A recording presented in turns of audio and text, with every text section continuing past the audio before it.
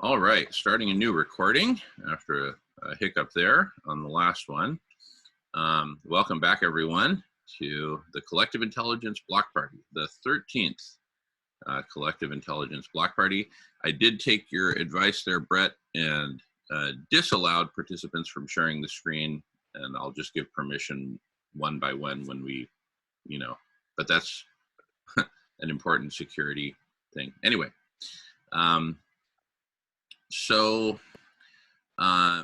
Would anyone like to give an intro or update?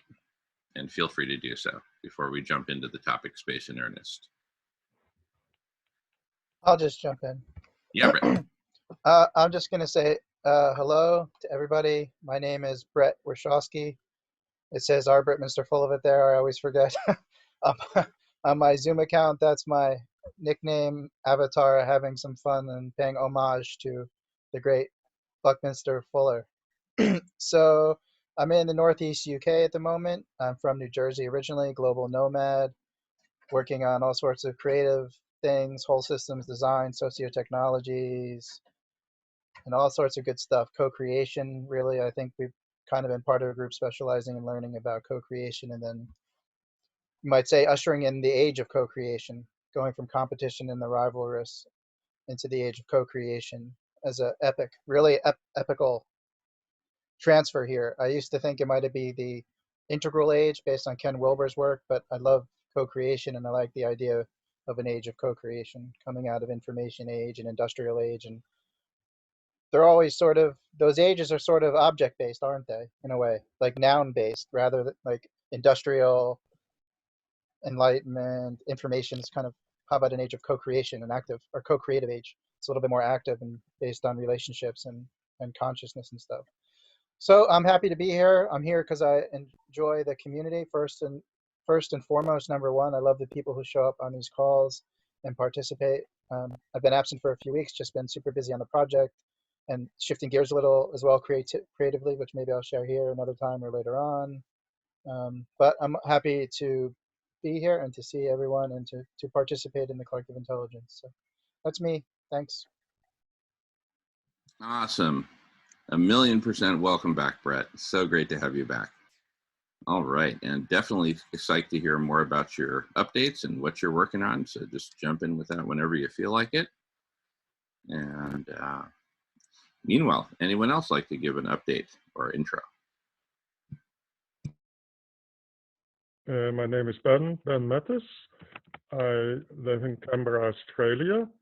I've been studying climate change quite intensively over the past decade and longer. And I've seen things go from bad to worse. And I think the situation is pretty dire to the extent that whenever I am in situations like this, I kind of at some stage step out because I feel I'm wasting my time. And I think one of the things that would define me is that I'm a generalist, so I like to look at the big picture. I'm a speed reader. I read about 20 scientific papers a day, and haven't encountered anyone that was too difficult to comprehend. More importantly, I try to get a grip of the overall picture. One of the things that is really very hard to get is people who are doing scientific studies in, they used to call it risk management, and risk management was mainly associated with insurance companies, those kind of things. They got a lot of things wrong because they kind of had the idea that if you use statistics, then the chance that your house will be on fire is 0.000% because there's so many houses. And so they kind of say, well, whatever money we can get from people who want their house insured is what we take, because the odds are in our advantage. So they make a weird odd pictures that don't take into account that things are changing over time. And at the moment, things are accelerating. So all the risk assessment that is being done is based on data that are 10, sometimes 20, 30 years old about buildings, whether the buildings have problems. And there's buildings that are older than 30, 40 years. They're still standing. And nobody thinks about that they may be flooded within a few years, or that they simply collapse because the wind is getting stronger, etc. So the risk assessment is totally wrong. So I've redefined it into assessment of threats.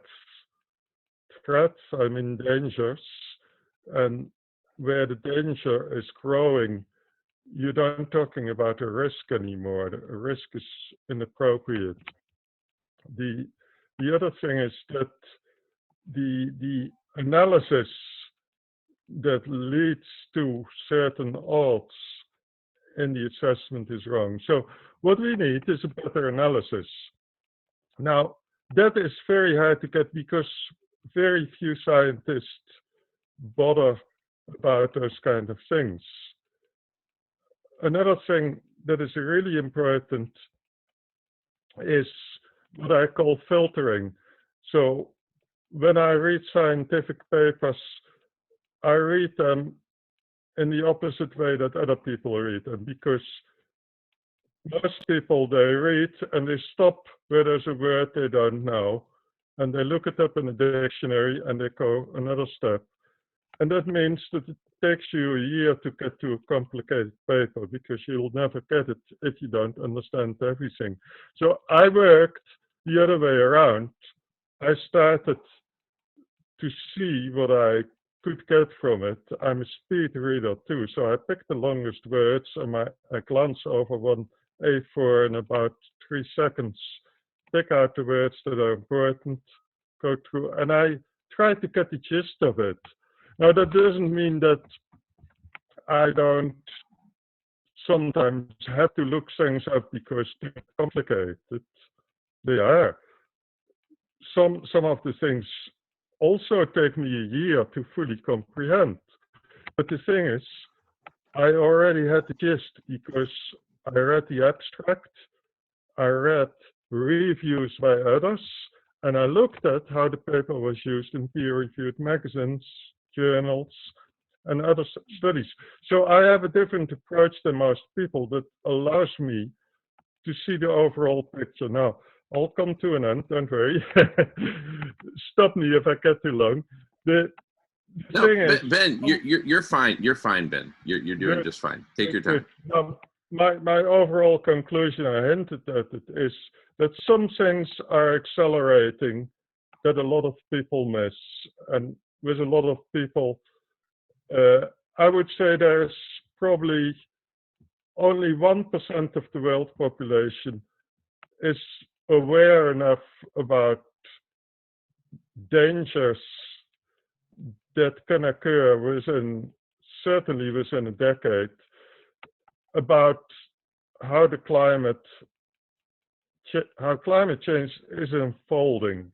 And a lot of people do not see that line into the future. They only look at the situation as it is now. I think about 1% of people do see there's a danger. They may tell other people that it's dangerous. The other people don't get it. They just hear the word dangerous, but they don't know why. And so we have a problem here that is very hard to understand. So what do we do? And now here I get stuck because I've been trying to explain it to people, and I didn't get very far. I'm probably not a good teacher. But what I mean is certain changes do require government support. Without government support, you get situations like we're seeing now in the United States, where people choose the wrong politicians. Some similar things have happened in other countries. I mean, it's not up to me to really name all of them, but everyone knows that certain politicians either don't want to see what's happening in the climate, or they really don't know. That's possible too. But the thing is, in the end, people have to vote some other people in who will do something about it, and that's just not happening. And I see no way to convince the 99% who don't get it in the short enough time that we still have to make political change. If we want to get political change done in some places, we've just had elections, so we have to wait 3 years before we can have another election. We're just running out of time, and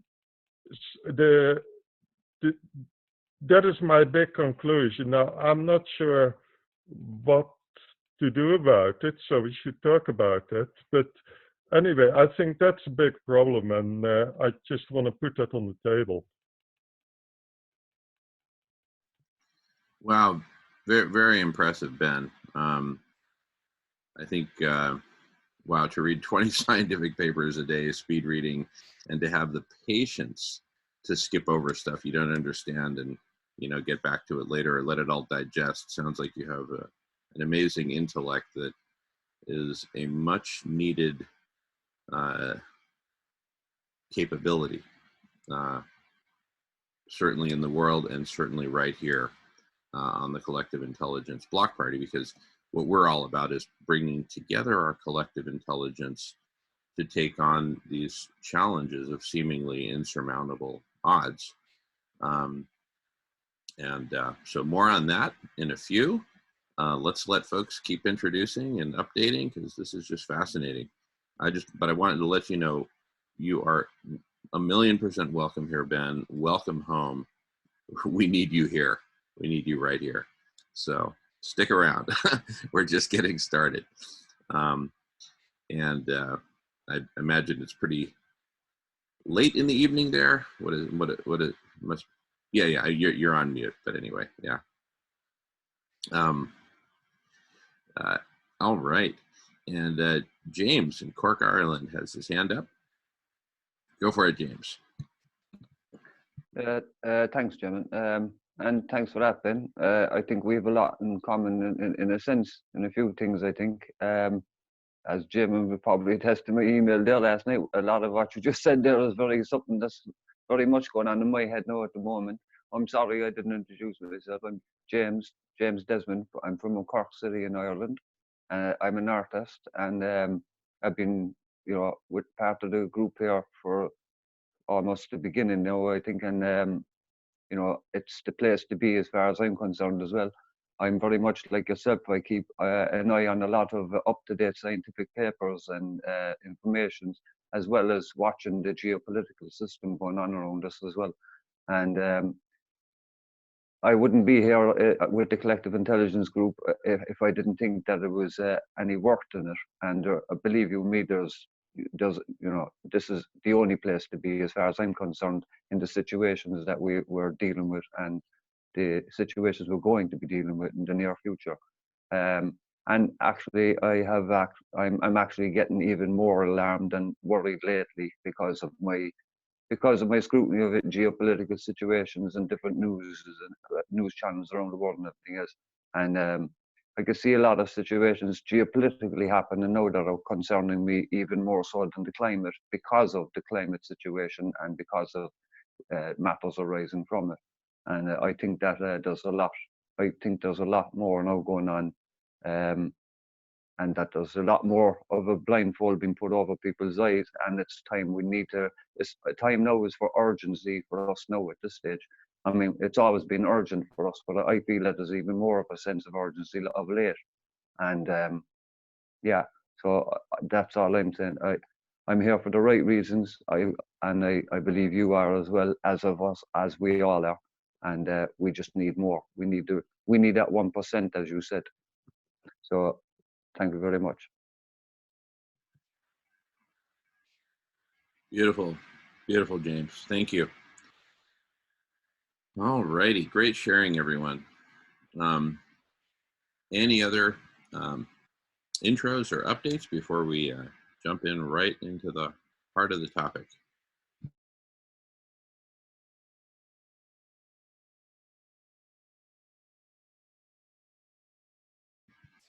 Yeah, I'll do an intro. Yeah. So, one of the things that we just witnessed was the vulnerabilities of collective intelligence trying to invade the world. And what I'm very interested in doing is actually reporting that as a crime. And because we can't let these people get away with this bullshit. And, so it's pretty straightforward to fill in a police report and to get the ball rolling possibly on tracking those criminals down. So I think the thing about collective intelligence in the modern times is that we have to sometimes adjust and refocus. Brings up the whole issue of the vulnerabilities in this modern world. So, that's my thought. So, we have the time and we have some of the evidence. The thing is to take it forward and put it to the police, and hopefully they can do something with that, eh? Yep. Yeah, as I said, I've already reported it to Zoom, and if you'd like, you and I can follow up on that later, Miles. Yeah. And, anyway, I'll just work on it from this end. Just find out locally what they recommend. So, very good. Anyway, just a brief introduction. I'm in Alberta, Canada, Calgary, and very interested in the incorporation of Indigenous wisdom and Indigenous wisdom into governance in my country, because we have a lot that we need to learn from them and embrace. One of the very different concepts that they have is the matrilineal, matriarchal society, and in many instances. So there's the divine feminine is coming up in I guess about an hour from now, is it? It's at 9 o'clock Pacific time for 2 hours. And that's always a great interest to me, because Starting 2 hours from now, yeah. Mm-hmm. That would be one of the great shifts in the Western world, would be for us to incorporate the divine feminine into governance. And, today we had she talked about a movie about suffragettes, and I was really quite surprised to learn that it wasn't until 1929 that in Canada, women finally became officially recognized as persons. It's called the Persons Act, October of 1929. And that's not even 100 years ago. So I know, it's incredible, isn't it? Yeah, this concept of this gender imbalance is still not properly addressed, in my opinion. Even though I'm not an expert on it, I'm just realizing that a large portion of the world's population is at a disadvantage. There's great inequity with respect to genders. Canada may be a little bit more advanced. You know, we actually had a female prime minister for a very brief period of time. And our current prime minister, Justin Trudeau, actually made it a commitment of his to say, well, he's going to form a cabinet. It's going to be half women. Now, he took some real flack for that because there wasn't actually, it wasn't like as if there was 50% women elected. So he was actually skewing things to make it more, make his cabinet more feminine. But, you know, when you've had 2,000, I don't know, you know, at least in Western world, as I said, the indigenous world was not patriarchal in many instances, very matriarchal.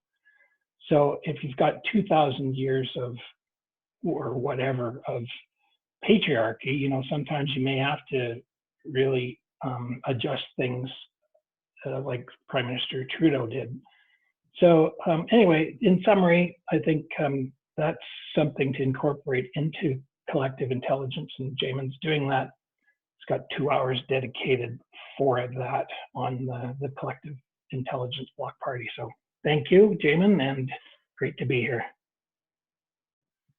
All right, awesome, awesome. So glad to have you here, Miles, and everyone. Oh, by the way, Emery asked, Ben, how is it you learned about the collective intelligence block party?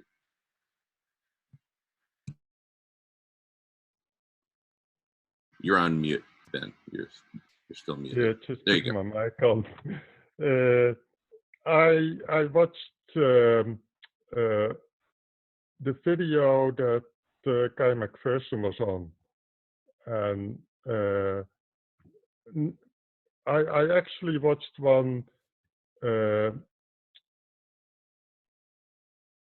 was at the Share Club that Guy McPherson first was introduced by Jamen, but later there was a more a larger recording with the ideas of McPherson. So that pointed me at some of the things, and I really liked Jamen's enthusiasm. So I thought that's good to be there.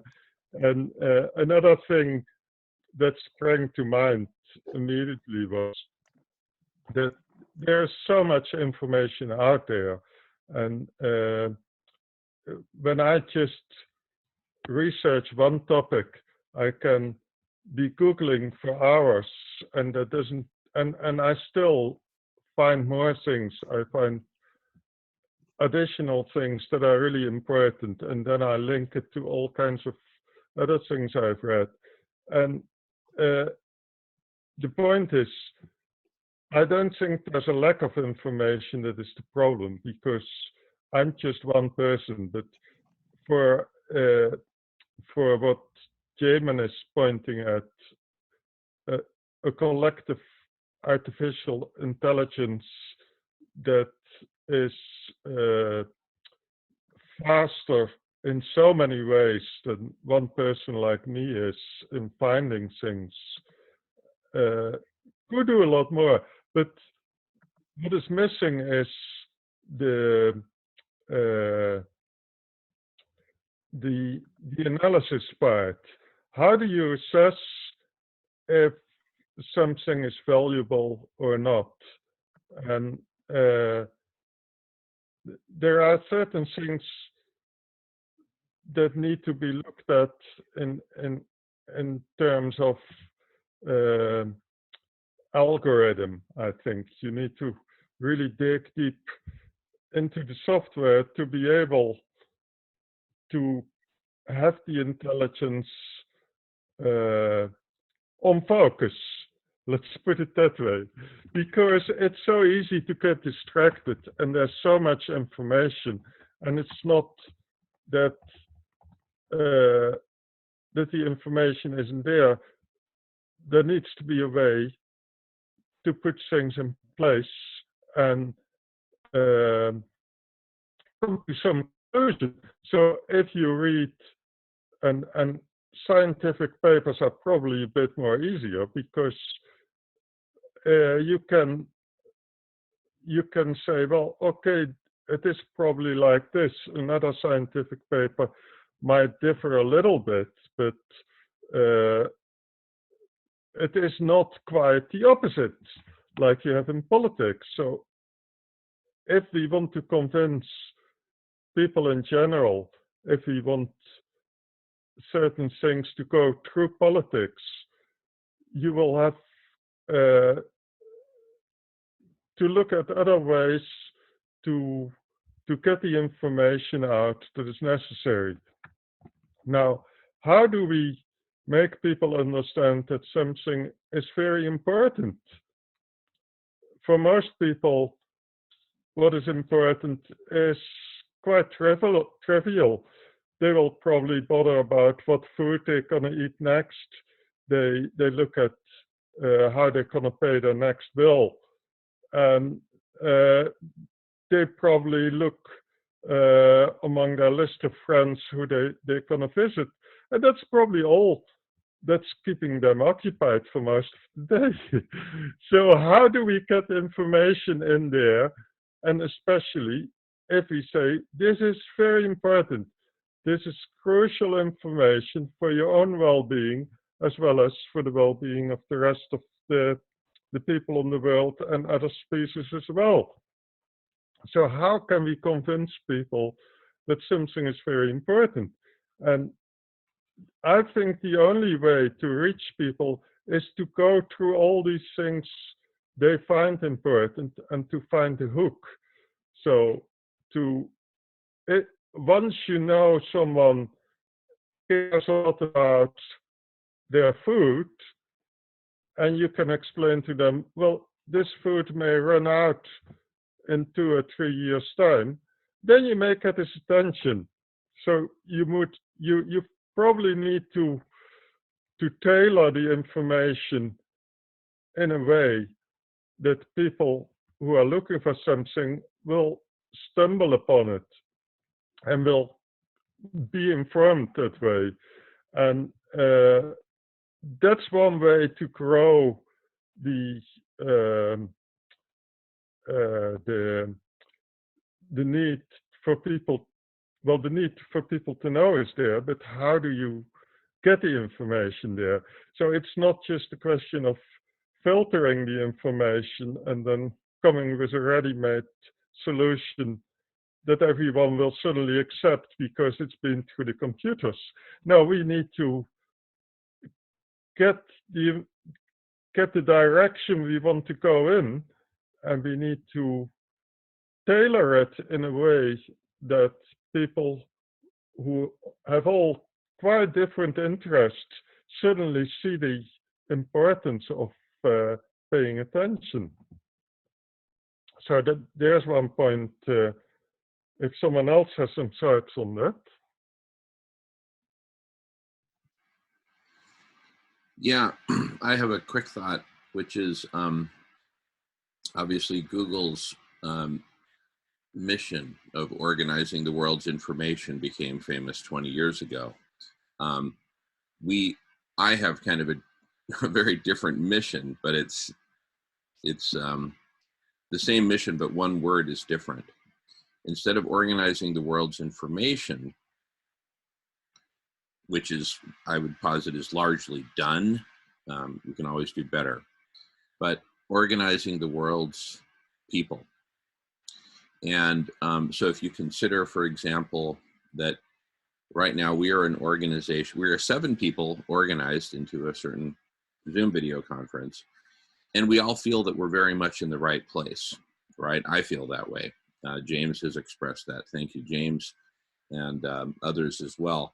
So we're in the right place, but most of the people in the world are in the wrong place. And that's not to say that this is the right place for everyone, far from it. But one of the big ideas of collective intelligence is that now that we have a critical mass of humanity in conversation in these different Zoom video conferences, there's this, what I call an internet of conversations out there happening. And I have a hypothesis that for any given individual in the world, whether it's Miles or Ben or So, or Jamen or James or whoever, my hypothesis is that there is a conversation that's perfect for that person right now, for their evolution of understanding, for their spiritual evolution, their evolution as a human being, and their evolution as a member of a community, right? And so a big part of collective intelligence is providing the tools and systems, and in fact, intelligence, whether artificial or human or mashup or whatever, but providing all the capabilities necessary so that any individual can find that conversation which is perfect for them, right, at this moment, right? This is a fairly high-level conversation we're having right now from people who are fairly evolved and very dialed in to what's going on in the urgency. As Ben pointed out, most people are not there. Therefore, they're not ready for this conversation, but they're ready for some, prerequisite conversation, shall we say. And so a big part of collective intelligence is steering or guiding people on a very personalized, individualized level to that conversation or those conversations where they can be the most productive and that will be the most productive for them. I'll pause for a second before I continue, but just wanted to see if that's resonating with folks.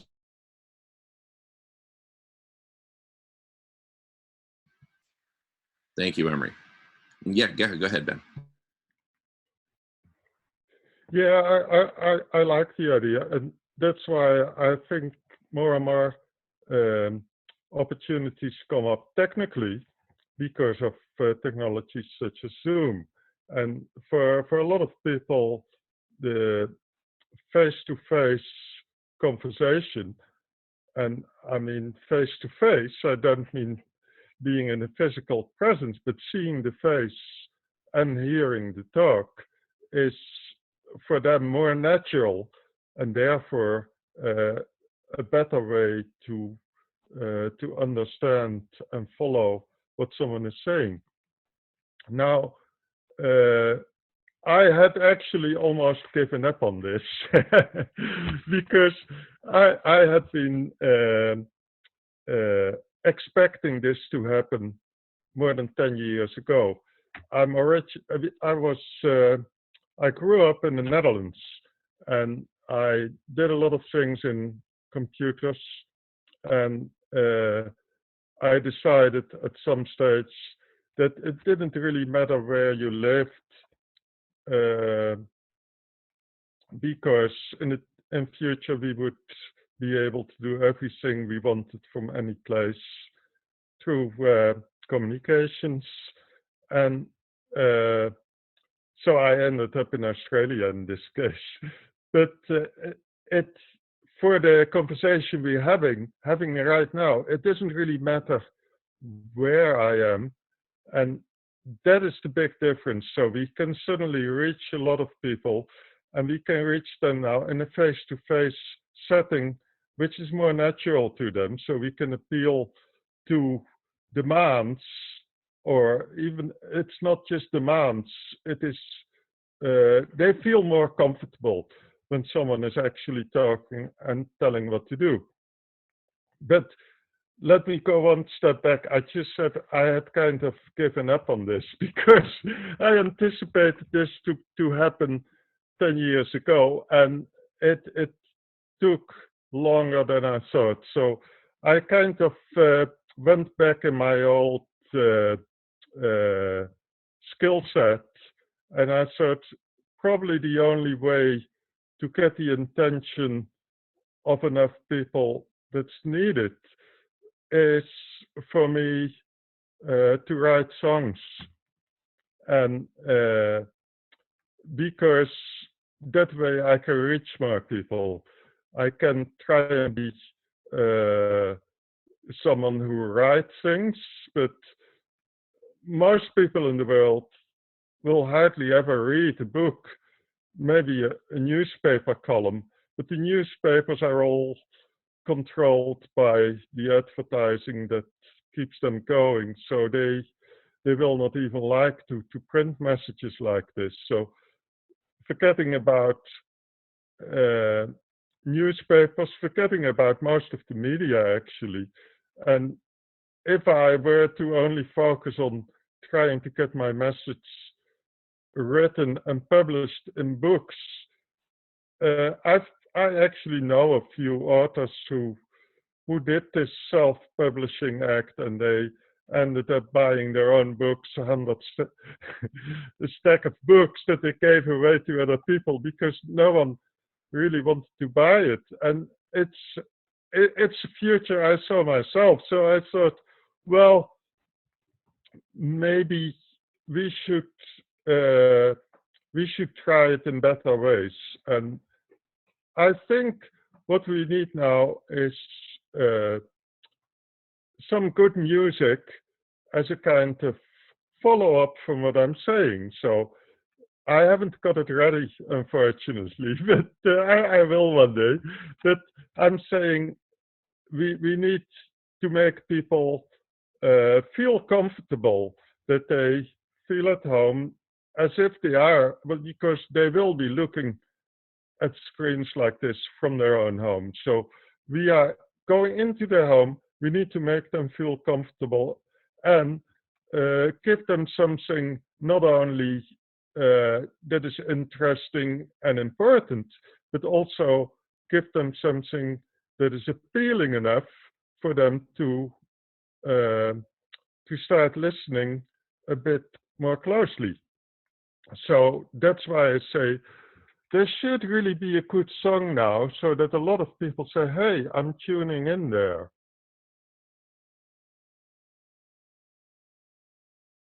Beautiful, Ben. Love it. Love it. Wow. Well, I'm really digging. Emery's got his hand up. Go for it, Emery. Mm-hmm. Yeah. Hi, everybody. Emery from Montreal. I really like that, what Ben just said, you know, as a musician too, I see that as a very beneficial, positive thing, to introduce a little bit of music, make people comfortable, very important in this kind of atmosphere,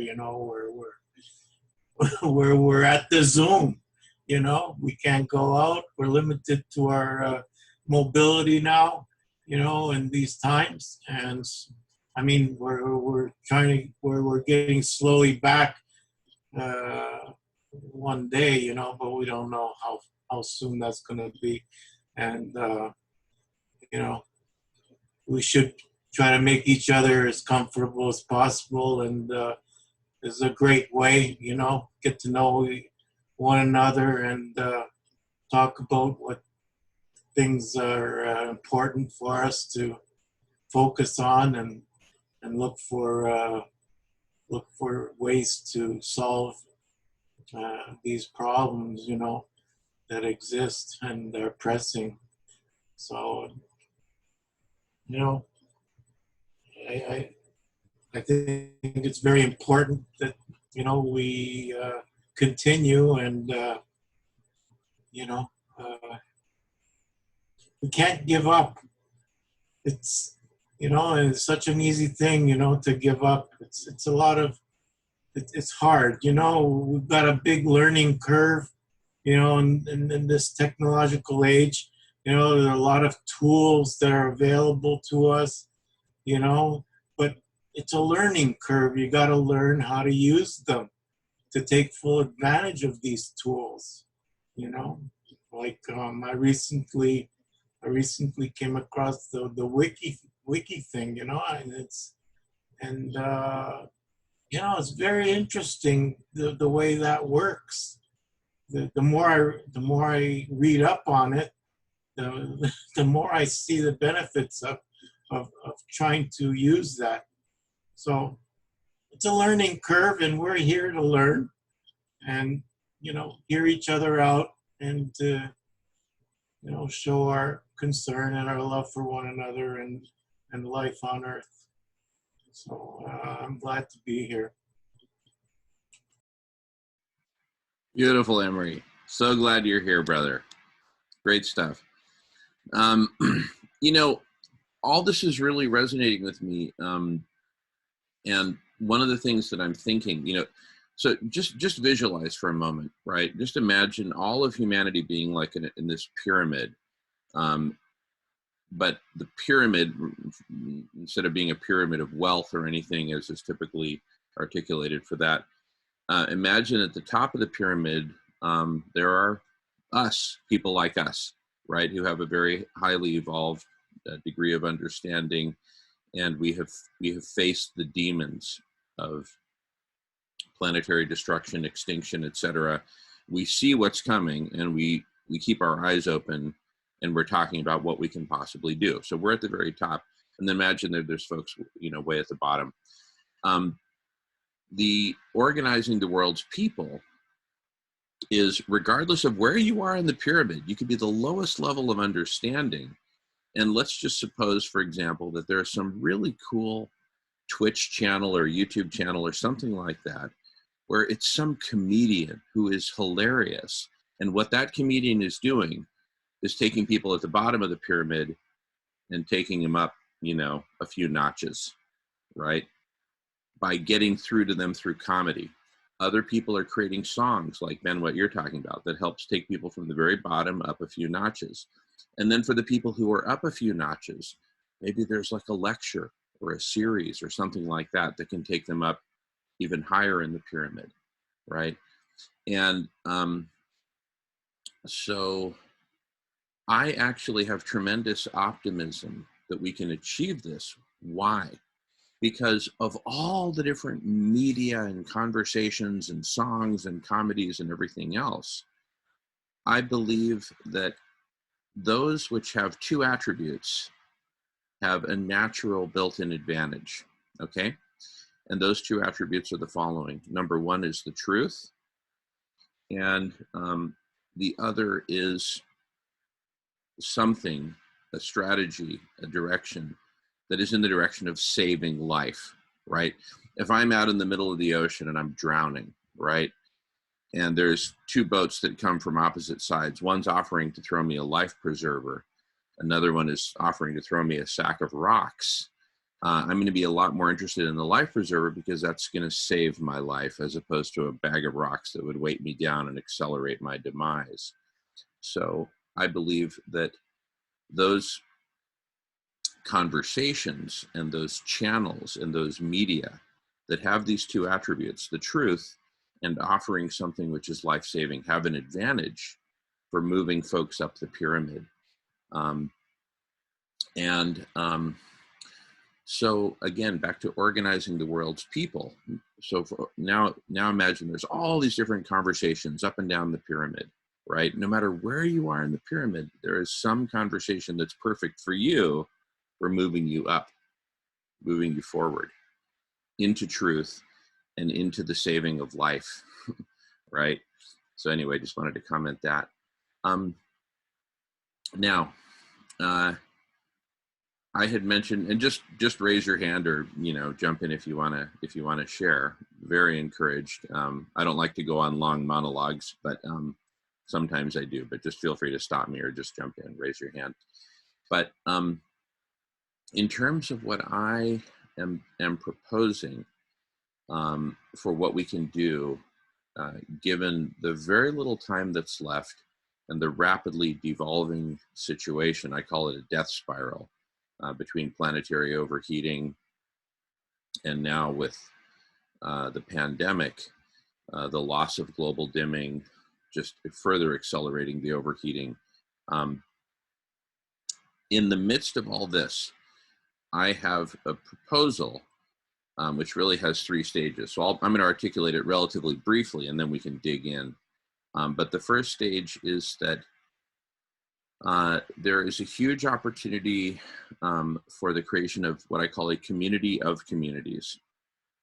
So here, centered around the Block Party in Radish and the Solution Club, which we hold every Tuesday, we are a community. Welcome to the community.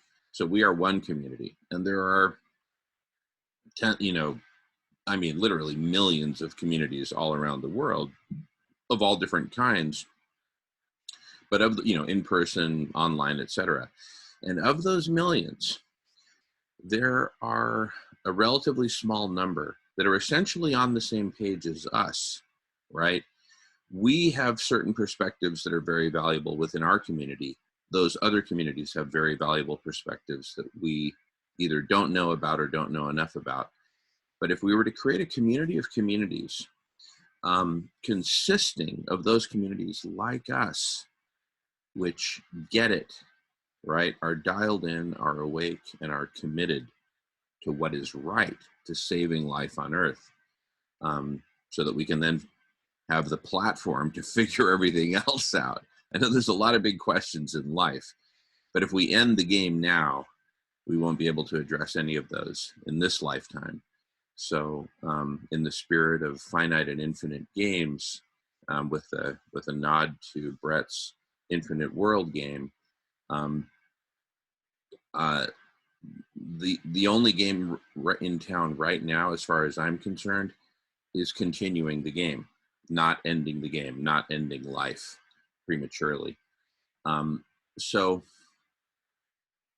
if we could form a community of communities who, like us, get it and are all about truth and all about saving life, and not at all about, trying to make money or, whatever.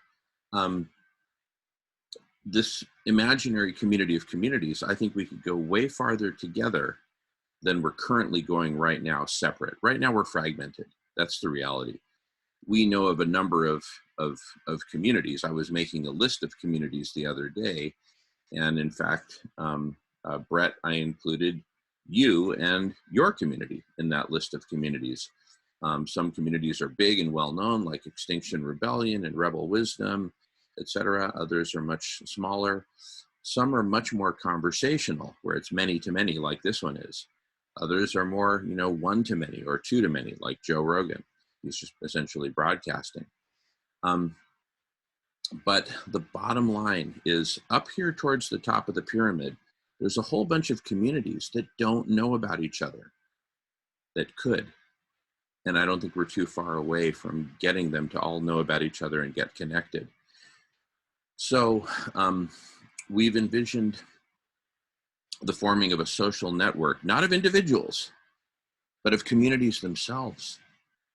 A social network of communities, where communities can get to know and be introduced to other communities and have visibility into meetings like this one that are on that community's calendar, which could be on a general community calendar where multiple communities publish. Yes, so go ahead.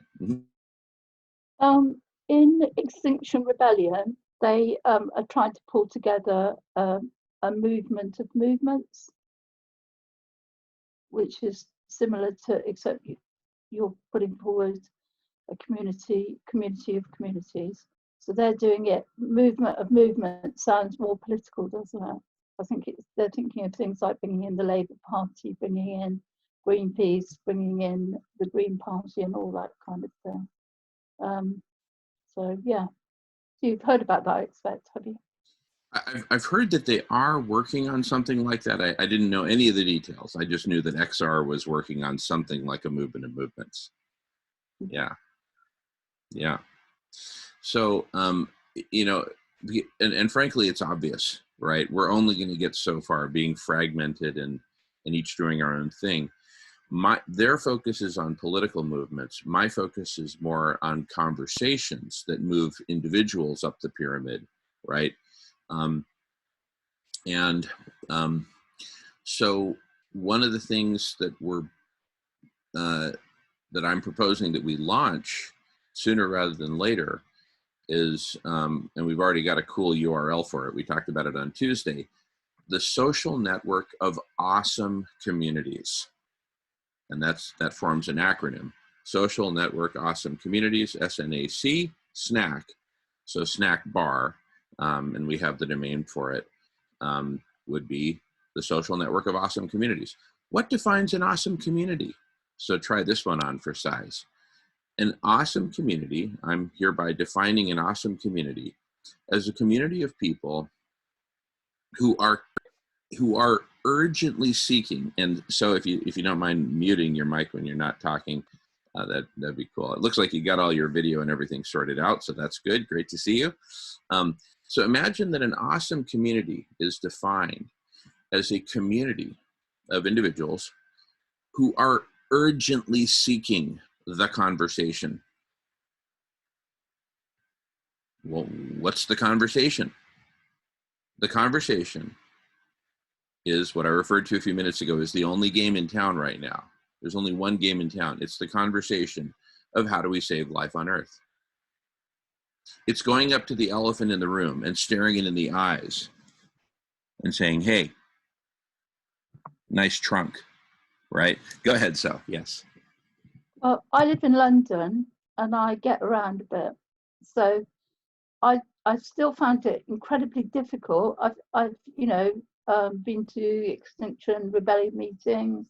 I've taken part in some of the actions.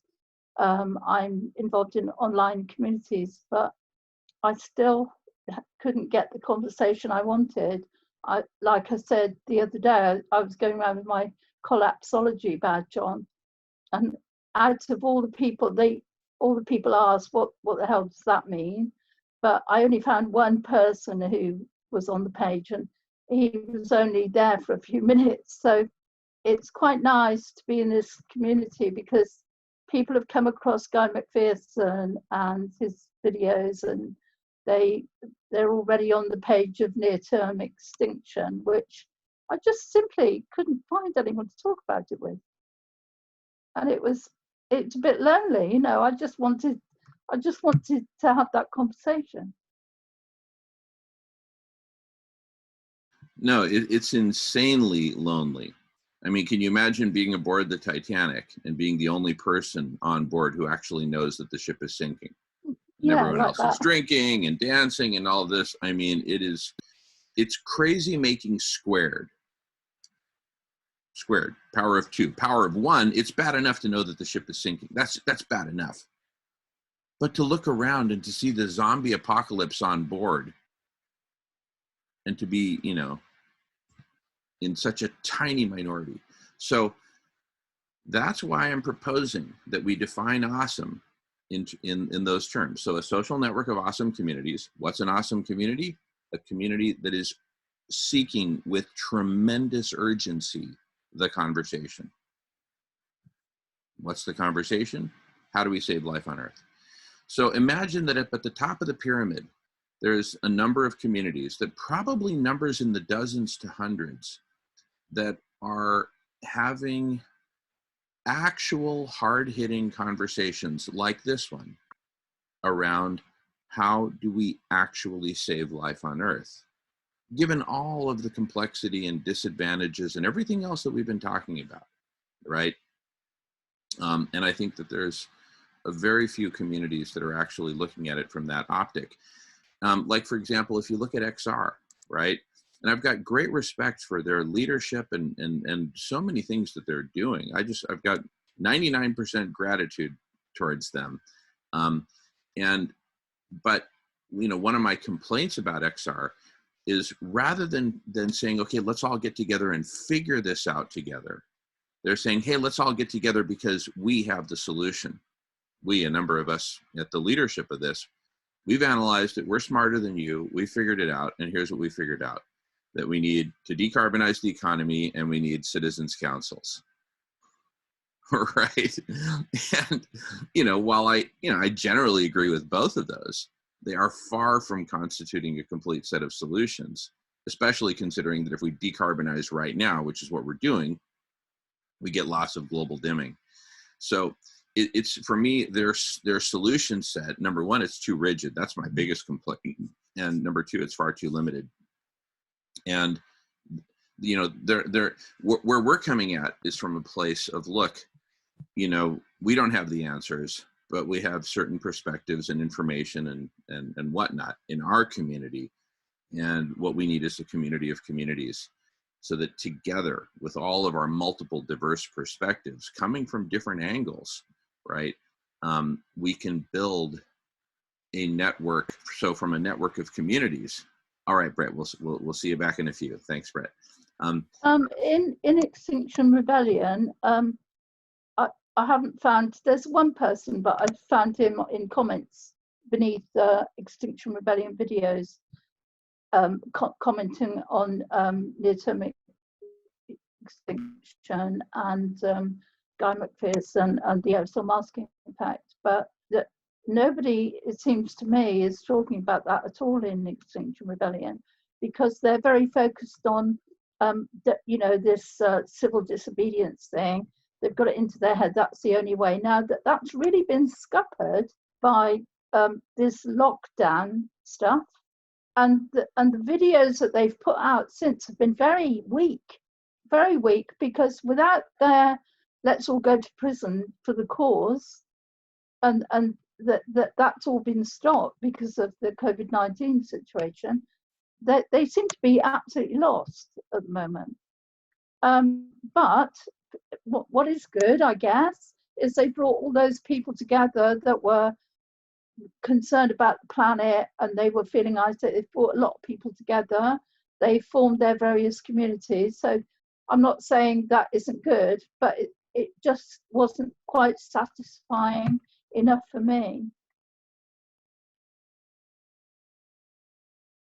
Yeah, and I quite agree. So when we so consider now that from a social network of awesome communities, that each of these communities organizing their own conversations, like here in the Radish community, we organized this collective intelligence block party and the Tuesday Solution Club. Okay, great. Other communities are organizing their own conversations. So I'm going to go ahead and mute you because we do get a little, or I'll let you mute yourself because we get a little feedback. Once you get into the habit, then it becomes easy. But so imagine from this network of communities, each putting their own conversations on the community calendar and saying, hey, everyone in this community of communities, please come to the block party, come to the Solution Club. From the network of communities emerges a network of conversations. And that's getting a lot closer to the heart of my vision for collective superintelligence, which is, imagine you had a network of millions of conversations, like this one, but each one kind of with their own focus and coming from their own angle, right? And imagine that those, let's just say 1 million conversations to give it a round number. And let's say that each of those million conversations was broadcasting simultaneously, like we're doing right now on Twitch, recording and transcribing, okay? We now have the technology to transcribe these conversations. So imagine that each of these 1 million conversations is generating in real time a broadcast, a recording, and a transcription. And imagine that that transcription of their conversation, that transcript, is being indexed in real time by the likes of Google and other search engines, including one that we might adapt just for this purpose, okay? But the bottom line is that these conversations are being indexed in real time, which therefore makes them searchable and makes them relevant targets for advanced search, even very advanced search scenarios that say, I'm looking for, individuals with these characteristics, having a conversation with these characteristics, with an objective with these characteristics, and so on, right? Again, getting back to the hypothesis that there is a perfect or near perfect conversation for everyone. For us 7 here, hopefully it's this one right here, but for someone way at the bottom of the pyramid, it's some different conversation. It may be a rock concert, it may be a comedy video, that gets them thinking for the first time about being responsible as a human being and not just enjoying life and driving fast cars and going to Hawaii and having big homes, right? So a social network of conversations, a network of conversations as a network. And so if you consider now, let's say the 1% of us that are the most awake, which equates to, close to 80 million people. 80 million people hovering around 1 million conversations. 80 million, the 1%, I'll just say the most awake, most dialed in, right? Not the 1% wealthy or anything like that. But the 1% most awake, 80 million of us, hovering around 1 million transformational conversations, and each of us having complete programmatic access through advanced search and other tools to access and jump into that conversation that's perfect for us right now. Again, the 80 million of us who are the most awake, the most dialed in, having programmatic access to 1 million awesome conversations and finding the most awesome of those million for us, jumping in and being able to express ourselves and learn and meet someone like Ben who reads 20 scientific journal articles per day and da-da-da. It's like, whoa, you know, these are my people, right? I love how James put it. There's no other place to be. I would complete that sentence and say, there's no other place to be for James. Just like there's no other place for me to, for Jamin to be here than here, right? Anyway, I feel like I'm belaboring the point a little bit, but for me, collective, that is the heart of collective superintelligence, a vast network of conversations where people have tremendous mobility between conversations, right? Yeah, go ahead, Ben. Yes, please. Yeah, I like to add to that, Jamin. As you know, I'm a composer, and I like to make things more beautiful step by step. Compositions, sometimes I have the delightful experience that I wake up and the composition is totally ready in my head. But on a lot of other things, I have to work sometimes for months, sometimes for years.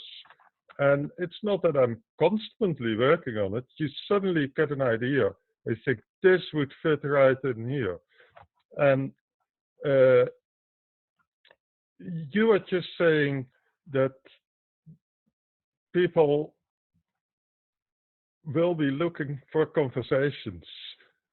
I like to broaden that. Conversation is a bit narrow.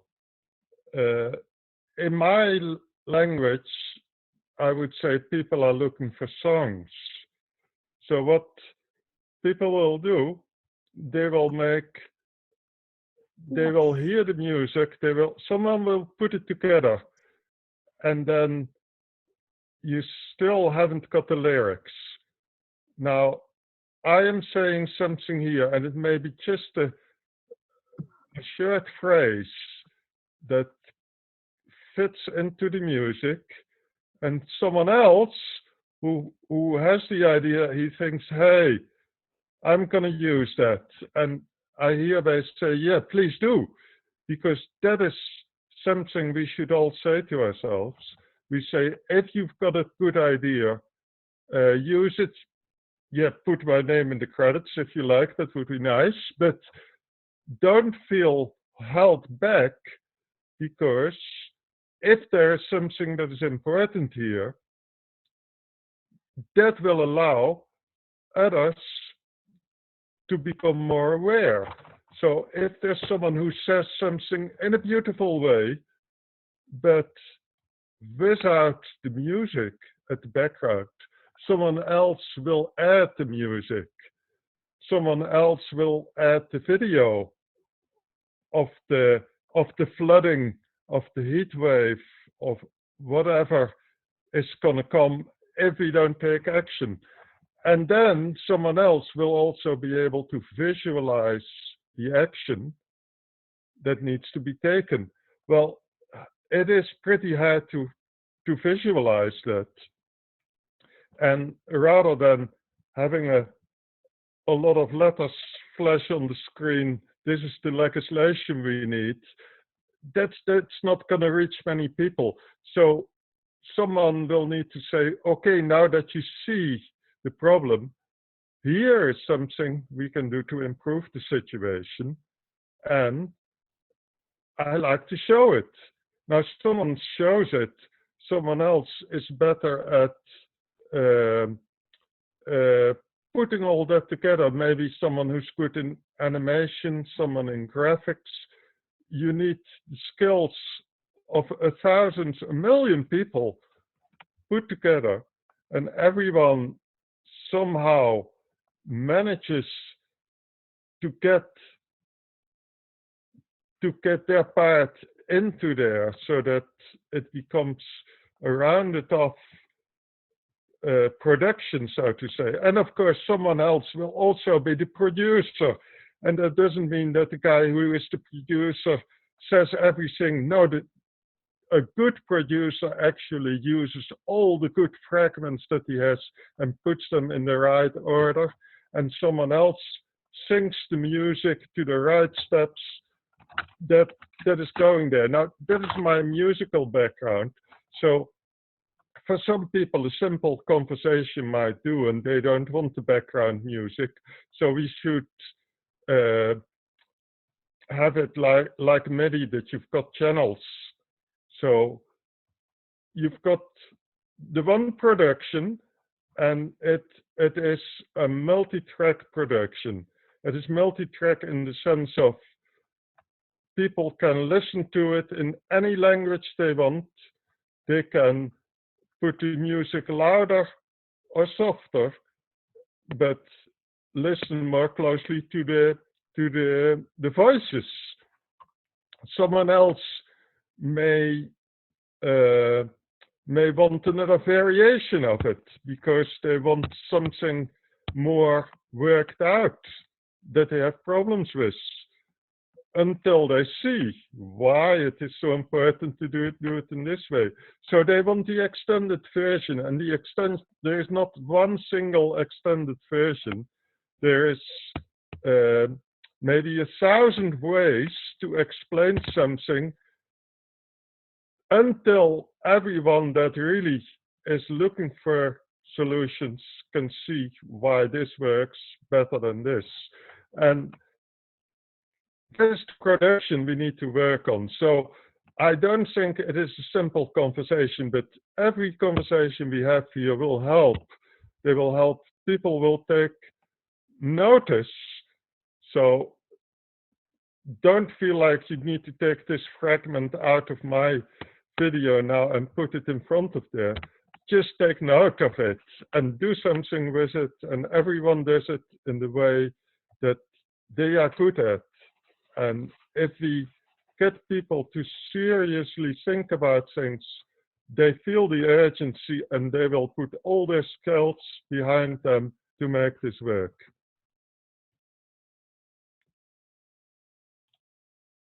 I love it, Ben. Great stuff. I want to welcome my sister, Sarah Siegel. Welcome, Sarah. We're having a super cool conversation here.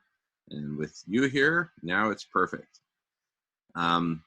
So Ben, I love what you're saying, particularly about the function of producer, right? Because you've got all these disparate elements, and with information from all different sources on the web, whoever is doing a mashup is by definition a producer, right? They're integrating disparate elements.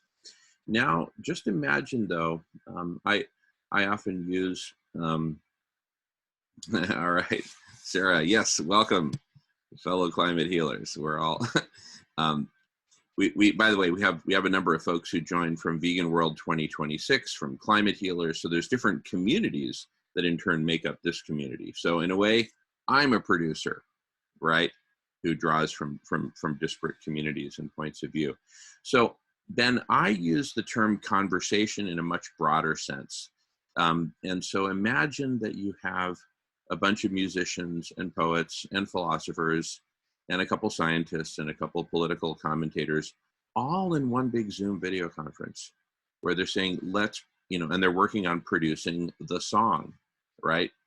And the producer, like someone like me who's hosting the meeting, might just be there literally 100% of the time, minus bathroom breaks. They're just totally dialed in. The political commentator might pop in from time to time and say, okay, so what's the latest? What you guys? Well, here's the lyrics so far. I put them on the screen. The political commentator says, well, here's my 2 cents. and I'll check back in later. Fine, right? Drive-bys welcome, right? And so this evolving collection of people will ultimately produce a song, but the song came out of a conversation, right? Now, just as well, one person could sit at home alone in the middle of the night and in their home studio cook up something on their own. Great, that's still collective intelligence, but the people who they're incorporating into the conversation, into the mashup, are not there synchronously, but their work is still there, right? Some jingle they put together, some lyrics, some concept, a meme, an image, whatever, right? So in my mind, for me, everything is a conversation, basically. Anyway, it's a matter of semantics, but we're fundamentally talking about the same thing. We're fundamentally talking about the intentional organization of people around a particular intent, right? And so from a social network of awesome communities emerges a social network of awesome conversations, right? Which are all fundamentally orbiting around the conversation, which is how do we save life on Earth, right? How do we keep the game going so that we can then use an ongoing game as a platform for figuring out everything else we want to figure out in life, philosophy, spirituality, whatever else. But the game has to be going on for us to be able to do that, as opposed to prematurely ending the game, which is what we're in the process of doing right now. So a social network of awesome conversation. Yeah. And I'm going to tone down my volume a little bit.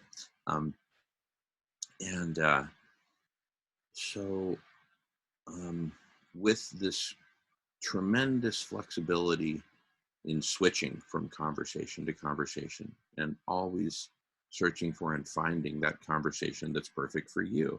Now, over time, the idea of collective superintelligence is that the system, including people and software and bots and everything else, the system can guide us, can help guide us to the right conversations, as opposed to searching. I consider myself pretty good at Google searching, right? I've gotten good over the years. Not everyone's great at it, and it doesn't have all the tools I want, right? But bottom line, those who are good at searching, search for, find, jump in. But we also need to have systems and bots and whatnot that can help guide people to the right conversations. Now, I've composed an email yesterday, which I sent out at the tail end of the email that I sent out late last night for this meeting, which is an email inviting communities to join the community of communities, and which I'd like to talk about over the course of the block party today, because I see that as just a crucial next step, is forming this community of communities, forming a community calendar of these diverse conversations, and starting with that, right? Just a common community calendar so that people can see who the different communities are and what conversations they're hosting, and then can manually hop around and explore, right? That's another thing I like about the concept of a snack bar, is it allows you to snack. It creates a culture where it's okay to pop in and say hello. Hi, I'm from this community over here. Just heard about you and this conversation. Wanted to say hello. Welcome, right? In other words, it's not just a collection of communities having a collection of conversations. There's also the crucial element of culture, and the culture of this community of communities, and the culture of openness for people jumping from conversation to conversation. And while I'm on the topic of culture, that brings up a really important point, which we were looking at this last Tuesday on the Solution Club, where we were talking about how some cultures and some modalities that certain individuals get into are quite maladaptive. And on Tuesday, we looked at a specific example of, and I'm going to use a technical term here. It may sound like profanity, but it's not. The technical term is asshole. And there's a professor at Stanford who wrote an excellent book called The No Asshole Rule. And he actually gets in and analyzes, who are these assholes and where do they come from and how do we deal with them? Because here in the United States, and I assume in other countries as well, we've had an epidemic of assholes in American corporations. I worked at Microsoft for a number of years and would routinely come across assholes who are extremely destructive and hurtful of other people and of the overall productivity of the company. So we delved into that. That's a little bit of a tangent, but my main point being that there is the potential to form a very healthy, very adaptive, very productive, very highly evolved community of communities, having in turn, supporting in turn, a network of conversations with tremendous ability to move from conversation to conversation if, and this is a big if we make it safe and productive for people to do so, right? Where we guard against these maladaptive behaviors. So I've had to, never before the Block Party, I've been doing these open public meetings for about 3 years now, and I've actually never had to expel anyone until the Block Party, where, you know, I've had to expel a grand total of 3 people, right?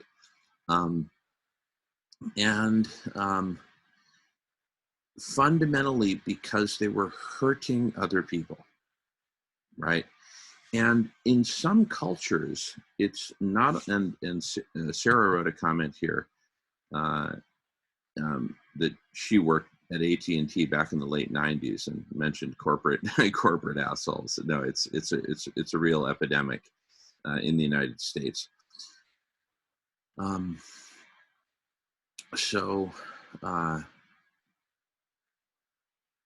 In order for people to feel safe going from meeting to meeting and testing out these different communities and seeing where they net out, we need a culture that is very, very healthy and very, very compassionate, and a culture that really relies on everyone to flag, inappropriate behavior, including meanness, right? Including very subtle meanness, because a lot of the people who do this destructive behavior, a lot of people who are assholes, do it in a way that's not obvious, right? Some of the most destructive assholes out there are the ones who are not obvious at all. And in fact, I played a video clip of a meeting that we had a few weeks ago, hosted by a gentleman in England. And in a breakout room, he was a total asshole to me, but in a way that was not obvious. Here I was just feeling terrible about being shut down, about the condescension that was used against me and the dismissiveness and all that. But, you know, there was no profanity used, and there was no, I mean, it was the asshole behavior was very skillful. Let's just put it that way. And I've seen tons of this at Microsoft. Ultimately it's about domination and control and power and, hurting other people, diminishing other people, excluding other people. That's, for me, the heart of it. And all that is to say is that we need to be very thoughtful about culture and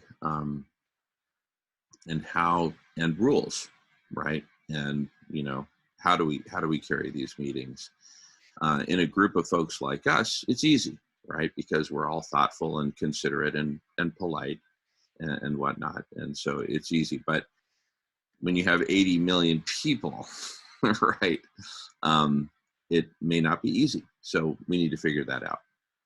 All right. This then leads me to another conversation, which we'll be talking, and and thank you from Miles for that note. Sent me a private note. I'll follow up with you a bit later on that. But so there are three pillars that I lay out in some of my recent writings, and they go like this. So one is community of communities. The second is collective superintelligence, and you could sort of think of it as the evolution of a community of communities into this modality that I'm talking about, where we have this network of conversations, of millions of conversations.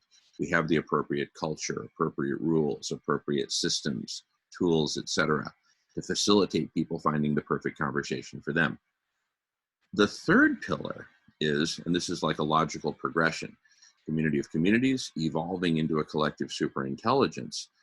That collective superintelligence, one of the ways that I think about it, because really collective superintelligence is a hyperobject, a vast hyperobject of, myriad dimensions. So it, in a way, it kind of defies characterization. I just had to say that first before saying that one of the facets of collective superintelligence, one of the ways of thinking about it, one of many, is that it's like a goose that lays golden eggs. And the golden eggs are very well-formed solutions, right? Which could be big solutions. They could be catalyst solutions. They could be cultural solutions, which then support an engineering solution like SRM. It could be the engineering of SRM, right? So there's myriad. So in the end, if we're able to save life on Earth and continue this game of complex life on Earth, I believe it will be because humanity implemented a sequence of solutions, some in series and some in parallel, but the right orchestra, with a nod to Ben, the right orchestra of solutions, the right violins, violas, basses, whatever, the right mix of solutions produced at the right time. So if we look at this whole series of solutions, you could think of it as kind of exponential dominoes. If you haven't seen the Smithsonian video on exponential dominoes, it's pretty impressive. And you can imagine it if you haven't seen it. But each domino is like 1.4 times the size of the preceding domino. And it does, and I think in 30 dominoes, you get from a millimeter sized domino that they had to place with tweezers all the way to the Empire State Building. So some of these sequences are exponential, right? Some of these relationships. And so, for example, I see what we're doing right here with the inception and conceptualization of this community of communities evolving into a collective superintelligence, even though there's only a handful of us talking about this right now. Think of that as a microscopic domino that's going to kick over a bigger domino, which will kick over a bigger domino. And at some point, we will have a seed constellation, could be a few dozen, awesome communities that are like game on, ready to go. And once we've hit that critical mass, that becomes the domino that knocks over a series of events, which takes us from dozens to hundreds to thousands, and you get the trend from there. Now, one of the dominoes that we're working on, so there's kind of the two ends. So again, the three pillars: community of communities, collective superintelligence, and then the basket of golden eggs of all the solutions that we need to develop. On the one hand, we're starting at the community of communities level, inviting communities to join us and form this community of communities on this basis. The other bookend is actually starting with one of the golden eggs itself, starting with one of the solutions and implementing that with a number of intentions in mind. The specific solution that we're working on, and we'll talk about this more starting at 11 a.m. Pacific time, which will be 3 hours from now, is the solution of feeding everyone, every human being on the planet, whole foods, plant-based diet by delivering food right to people's homes, just as China did during the outbreak. They delivered food to everyone. The logic here is really threefold. If we deliver food to everyone, to their homes, they won't have to leave their homes, right? The number one reason people leave their homes is to get food, either to shop for it or to go out and earn the money to buy it to then bring it home. So social isolation. The second is that by eating whole food, plant-based diets that are specifically formulated to be immune boosting, we boost people's immune systems. They're healthier.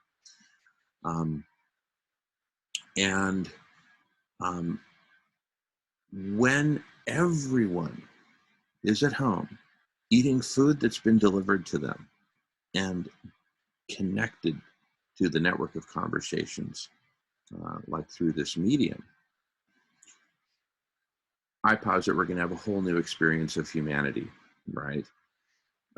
It's well known that when people come together and break bread and eat together, you know, any tensions that used to be there, it's not that that's going to solve every problem, but it creates a context where there can be a lot more unity. Now, and that's really the state that we want to get to. Everyone well-nourished, everyone pieced out, a much greater sense of unity because we're all eating, and we're not eating animals anymore, we're eating plants. And from that sort of platform, I think we can go on to build a phenomenal collective superintelligence in record time. Now, to get this solution, so now to get that golden egg going with some other golden eggs, we're designing a press conference that would basically go like this. We start in one city, right? Could be Louisville, Kentucky, could be Cork, Ireland, could be Canberra, Australia, could be Calgary, Canada, but one city. Let's just, I'm going to use Cork, Ireland as an example. So imagine we do a press conference in Cork, Ireland, and we announce to the world that we are setting out on a mission to feed everyone in the city of Cork whole food, plant-based diet. And imagine that we call it Operation Stone Soup. Raise your hand if you know the story, Stone Soup. Do you know the story, Stone Soup, Ben? Looks like no. Okay. The story Stone Soup is real simple. It's the end of World War I, and these three soldiers are walking across France, and war is over, but so much has been destroyed, and a lot of people are miserable. So they're just trying to walk home. They just want to get home to their families, but they're walking across the country. They've got hundreds of miles to go. So they stop in a village to see if they can spend the night and maybe get something to eat. Well, the villagers all say, no, we don't have any food. We don't have any food, because these villages are used to armies coming through and just taking all their food, right, during the war. So the soldiers say, okay, if there's no food in the village, we can't have that. Let's go ahead. Let's go ahead and create stone soup for everyone, right? Welcome, Bubba. I see Bubba's just entering the room. So they go and they ask, the villagers, does anyone have like a big pot that we can borrow, to make stone soup for everyone? Well, someone loans them a pot. What are they going to do? Run off with this giant cast iron pot? I don't think so. So they're not worried about that. So they loan them the pot. Well, they clean up the pot, fill it with water, get some firewood, build a fire, and one of the soldiers goes down to the river and gets a nice clean stone, cleans it off, and puts it into the pot and says, this is the basis for stone soup. And it's for everyone? Yeah, it's for everyone. So one of the villagers who has a bunch of carrots stockpiled, which will go bad if they don't get eaten, says, can I contribute some carrots to the stone soup? Yeah, sure. Comes along, chop, chop, chop, puts in the carrots. Someone else who grew a bunch of onions, which will go bad if they don't get eaten, right, comes and says, hey, can I throw some onions? Yeah, sure.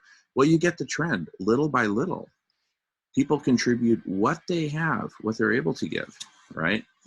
And next thing you know, you've got a big, beautiful, rich stone soup that feeds the whole community. And there's a number of lessons there. One of them is just the coming together of community and everyone contributing what they have. Another lesson, for me, the most powerful, is you just start with the intention and be clear about that intention and communicate it in a way that can get other people on board, and then go from there, right? So Operation Stone Soup starts with one city and says, hey, let's start here, right? And build from there. But even within that one city, you know, we might start off with a few truckloads of, you know, rice, beans, potatoes, produce, whatever, and we get some restaurants engaged and we have limited funding, whatever, but we start.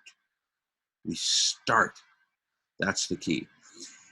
And we do a press conference, which I have familiarity with. I've played clips of a press conference I did with President Vicente Fox of Mexico years ago, taking on prohibition and the drug cartels and legalization, in this case of cannabis.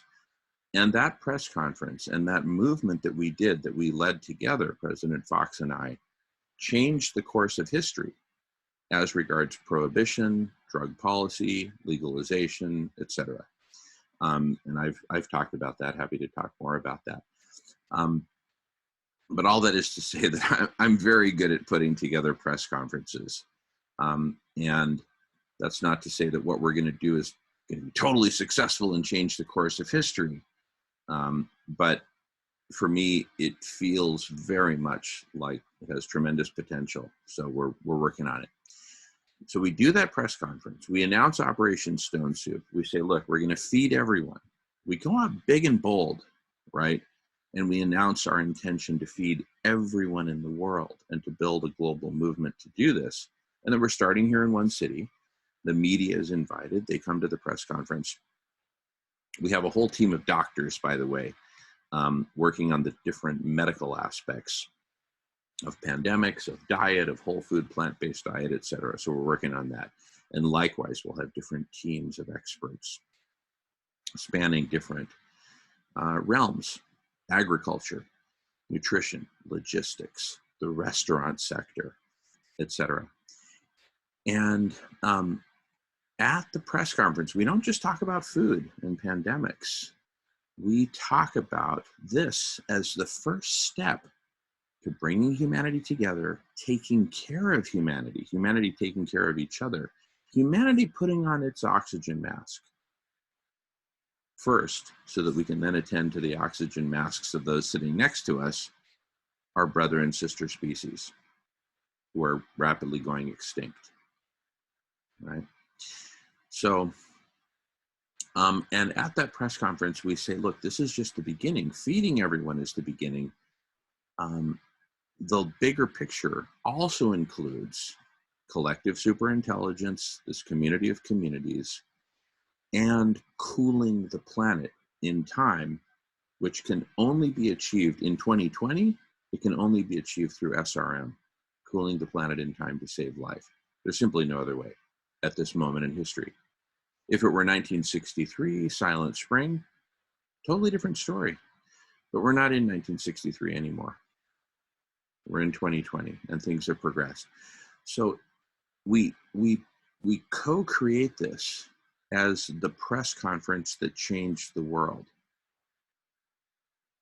And we do it, right? So again, the two bookends, community of communities, collective superintelligence, co-creating all these golden eggs, right? That's the logical sequence. And so sure, we're starting here with community of communities, but we're also starting with a golden egg of feeding everyone and ending pandemics. And in the process, revitalizing, reconfiguring food networks that are being destroyed and that are falling apart right now under the old system of food service, of convenience, of carnivorism, of capitalism. You got money, you get to eat. No money, no food for you, right? we turn that on its head and we create something new. So I wanted to give that recap of how I'm looking at this big opportunity, how we're looking, not all of us, but a lot of us. And I feel like I've been talking for a few minutes straight here, but I'd love to hear everyone's thoughts on this and on the big picture strategy more generally. Yes, Ben. Mm-hmm. I love the idea, Jim. One of the things I could add, if you like, is that it's very good that you start with something that is part of the solutions. So people know that action needs to be taken from now, immediately. It's not as if we can wait another decade and then make some kind of change. So it's a great example. I'd love to see cities, communities put themselves up and say, we like to be the first one to announce that we are going totally vegan. I like to add something. I like to call it vegan organic, vegan-organic, if you like. It's important also to during the press conference or the launch, to clearly explain all the numerous benefits that are associated with what we're trying to achieve. So first of all, it's much more healthy. It is more ethical. It is cheaper in a lot of ways. I'll get to that more. And of course, there are far less greenhouse gases. The greenhouse gases a lot of greenhouse gases come from cattle, as you know, and especially the methane is very potent. But also the feed that the cattle gets and that is grown on land is often fertilized with nitrogen fertilizer that bring the nitrous oxide into the atmosphere, which is another very potent greenhouse gas.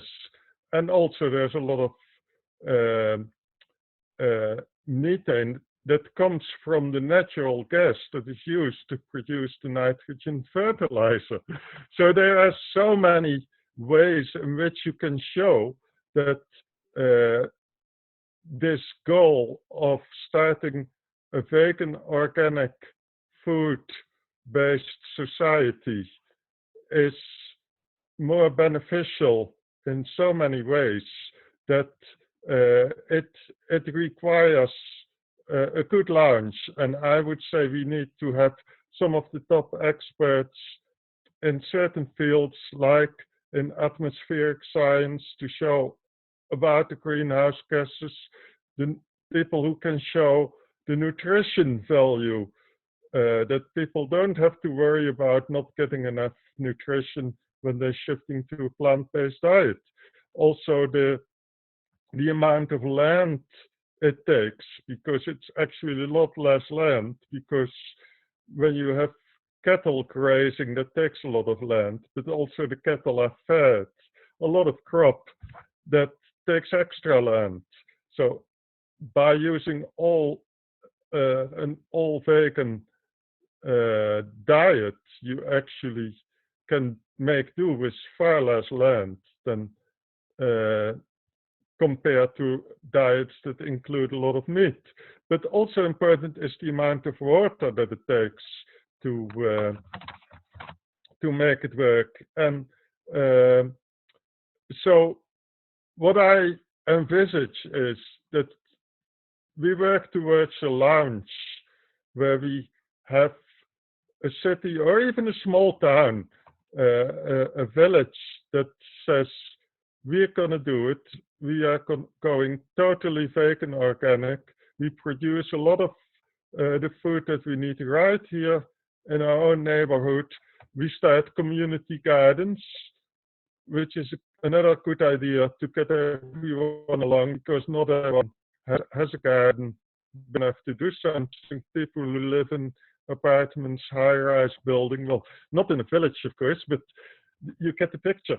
And the good thing is, if it's all in the area where people live, they can go there by bike, they can walk, and it's not as if you need to commute to your work for more than 1 hour and another hour to get back, and then need to go another hour shopping to get the food you need. No, you produce the food that you like yourself, and you share it in ways that everyone benefits from it, because I've seen it myself.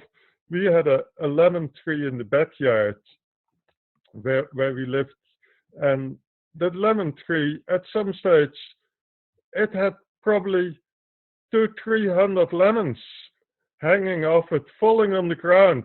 I couldn't eat all of them, and I actually wanted to give them away. And my wife Marion said, "Then let's make this a good lesson." Our daughter said, "Yeah, I like to sell them." And so she put them on a little table, and she just put a little plate next to it. And she said, "Donations welcome." So she was a pretty good capitalist. And people actually did. Actually, we didn't even have to look out of the window whether they did or not. Some people. But now here comes the punchline. The next day we had a visit from the inspector who said, "You are not allowed to sell fruit from your garden because it can have diseases." And we said, "What do we do with all these lemons?" And he said, "Mulch them, mulch." So we thought that was such a waste, but it just shows the picture. I like the story because it truly happened, and we had so many lemons that we couldn't even give them away. We weren't allowed within the system. So we also need to look at systemic change, where we have community gardens where people are allowed to share it. That would be one of the first steps. And then when people are sharing, you get all these interactions between people, because people say, "I like what you had last week.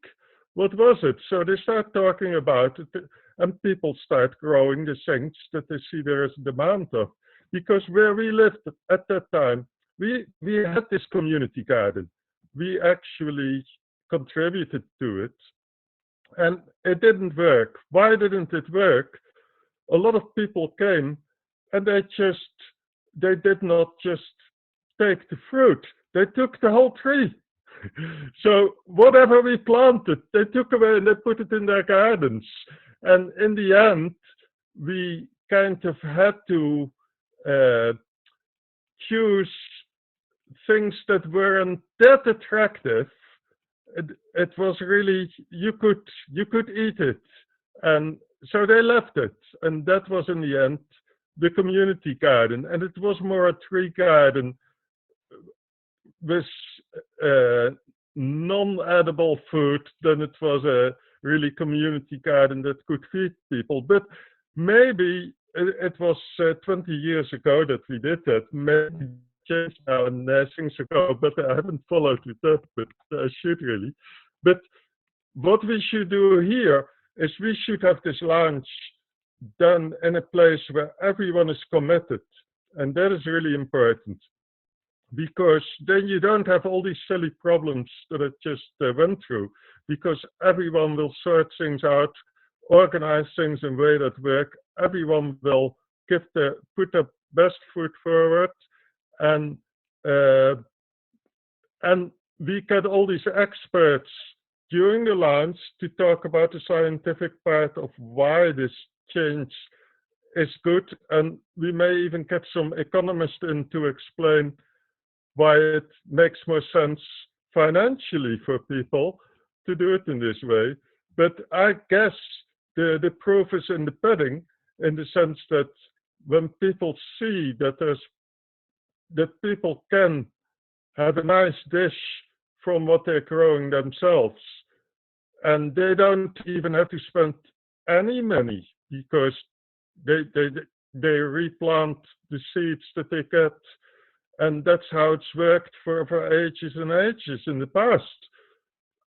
If we can get something like that working, then that would be so beautiful as an example, because it will inspire people to do the same, and not only in food, because we say this is only one part of the bigger picture.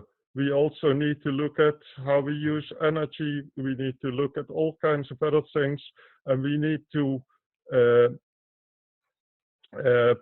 well, really, we need all hands on deck. So that's it. I actually have to go, Jamen and everyone else. So, but I'll come back tomorrow. Well, for me, it will be tomorrow. For you, it will still be tonight, probably. So good being here. Yeah, great to see you, Ben. Love everything you're saying. It totally resonates with what we've been working on here. And we'll be going strong for another 22 hours. So get some rest, and we'll be here when you come back. Ja, dat komt omdat ik niet goed hoor aan mijn oor. All right, very good. Okay, Ben, we'll see you soon. Thanks for popping in. All righty. Miles, you've had your hand up for a while, and Melissa's also joining us. She'd like to say something after Miles, but go for it, Miles. Yeah, thank you, Jamen. Yeah, the stone soup begins with intention. That's the key. And towards that end, you know, I'm pulling together what vegan activists, vegan spirituality has brought into my heart since meeting Dr. Rao right here about a year ago. The stone soup intention made me think that, first of all, we need to connect spiritually with people about this message, and the stone soup message spiritually. So to that end, I'm going to read from the Bible. Now, having said that, anyone listening to this, I don't care if you just think the Bible is just some great stories, or you think it's really from God, or you're somewhere in between. I don't think it matters, but it has something we should consider. And right now, what I'm going to read to you is a message that whatever we can do who believe that animal abuse needs to stop at all levels, meat, dairy, chicken, and eggs. Right now in my city, there are people being fed regularly, even by church people. In fact, there's a street ministry who puts on a barbecue downtown, right on the street, hands out free food. But they're handing out burgers, whatever, hot dogs. And then you also have not only that street ministry, but you have, it's called Mustard Seed, homeless shelter, homeless housing. There's the Dream Center. It's another homeless institution, or residence, I should say. Let's not use such a harsh word. There's the Calgary Drop-In Center. They're feeding people. And then you have all sorts of church groups, you know, from time to time, they'll do their Thanksgiving dinners or their Christmas dinners and such. What we need to bring to them, I'd say, especially if they're really, truly following the Bible, Romans 14, chapter 14, that is, says,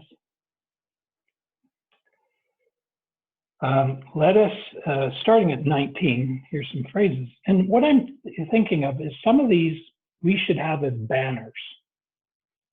And again, I don't care where you are on the spectrum of what you believe the Bible is, from just a great story to the Word of God, or anywhere in between.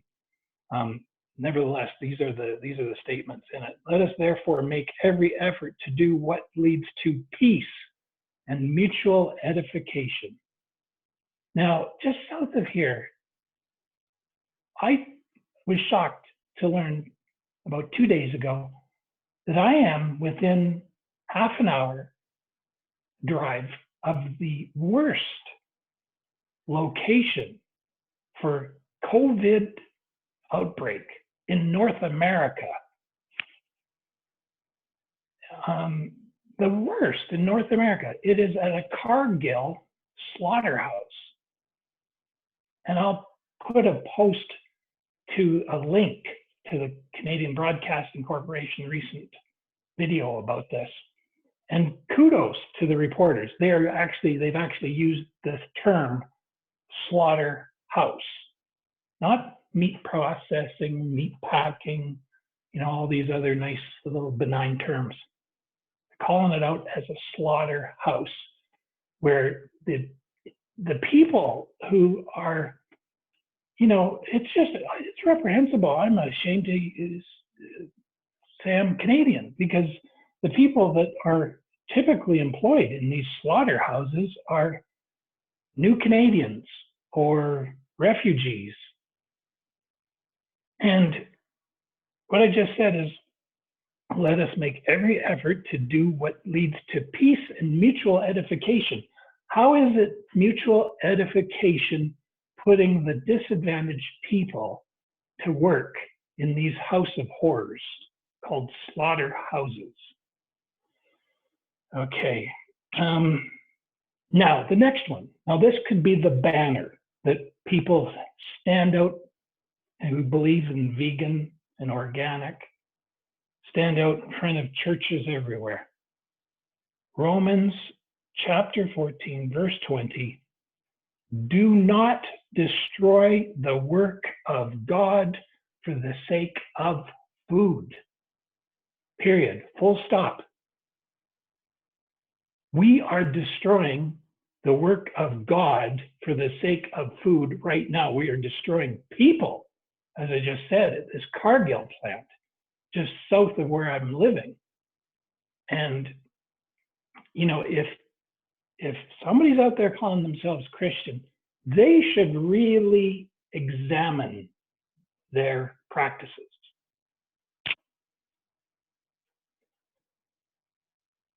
It's not, this chapter 14 of Romans doesn't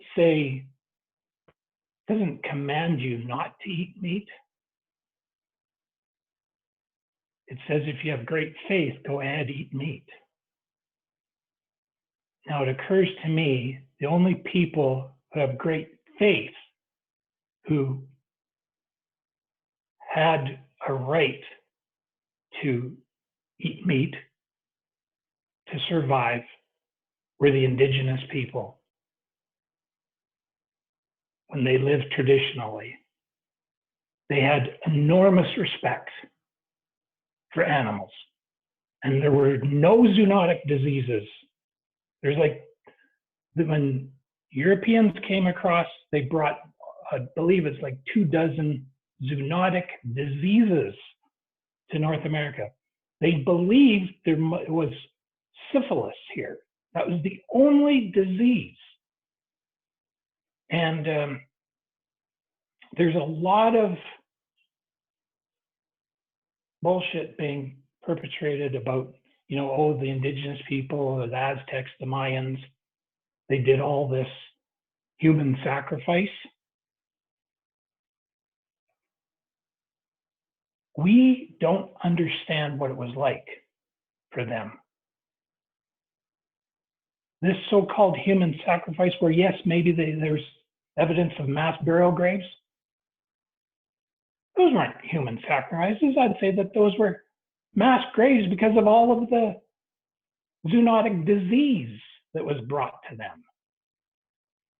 So don't anybody ever tell me, these ancient cultures of North and South America were all into human sacrifice, child sacrifice. No, they suffered genocide, both by physical violence and by these diseases.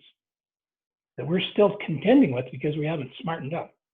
So anyway, so in summary, once again, all the key here is do not destroy the work of God for the sake of food.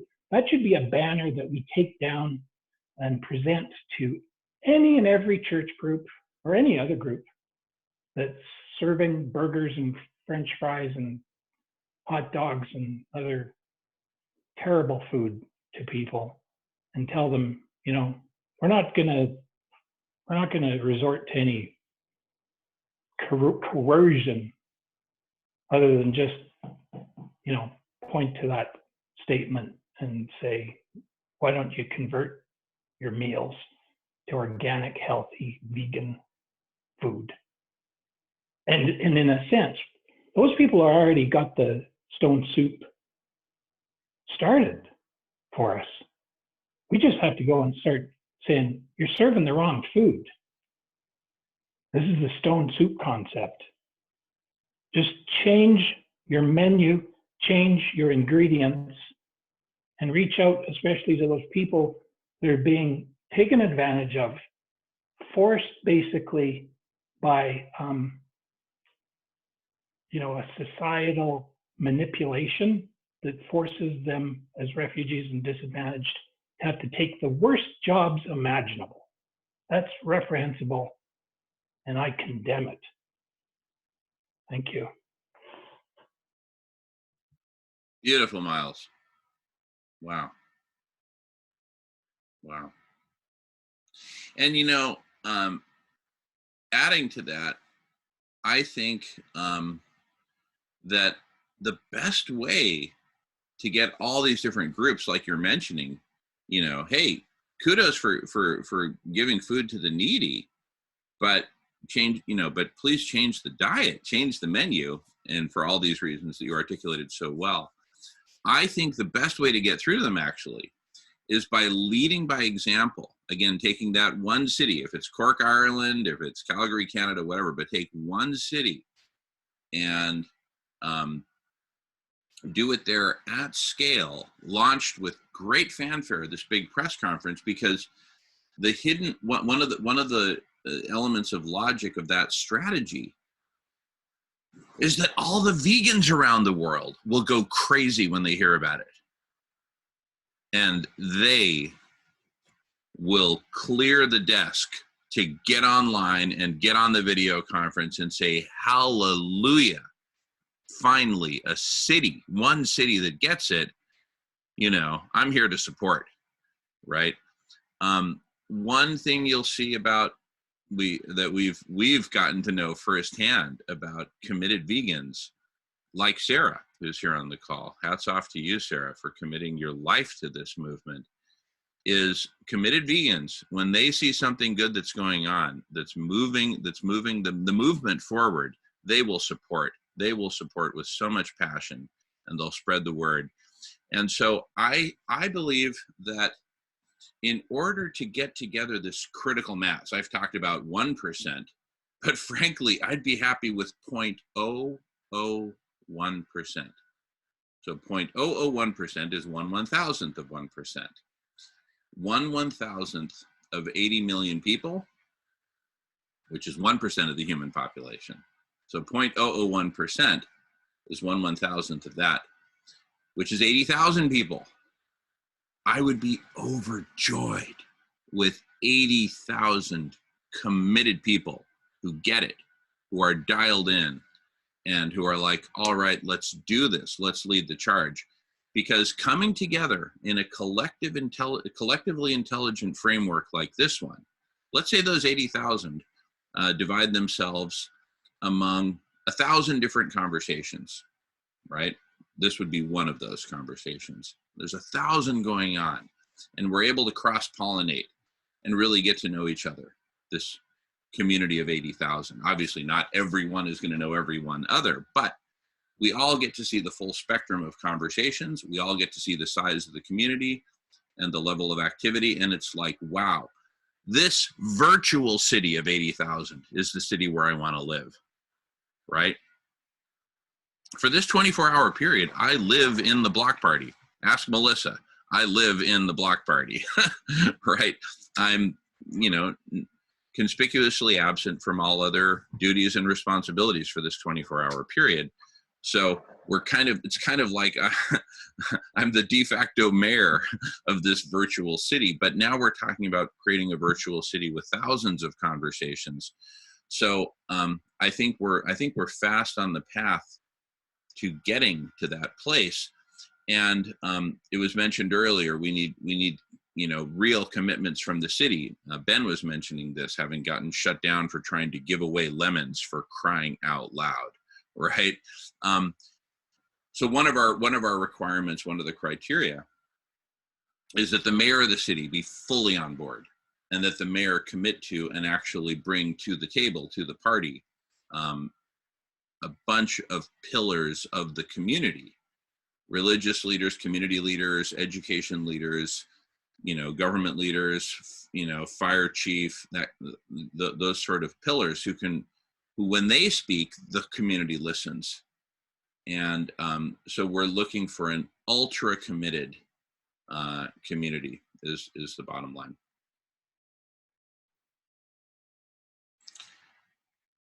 All righty, I need to take a bathroom break. It's 28 minutes before the top of the hour. At the top of the hour, we will have the Divine Feminine segment for 2 hours. How are people feeling about taking a break now versus in 10 minutes or 15 minutes? Any feelings? We've been break now. All right, Emery's got his thumbs up. Okay, thumbs up all around. How are people feeling? Should we break for maybe 20 minutes or so? That'll give me an opportunity to say a proper good morning to Melissa and whatnot. Okay, let's break for 20. Let's meet at, let's just make it simple and meet at 5 till, so that'll give us 22 minutes. I'll go ahead and rename myself to reconvene at 8:55 a.m.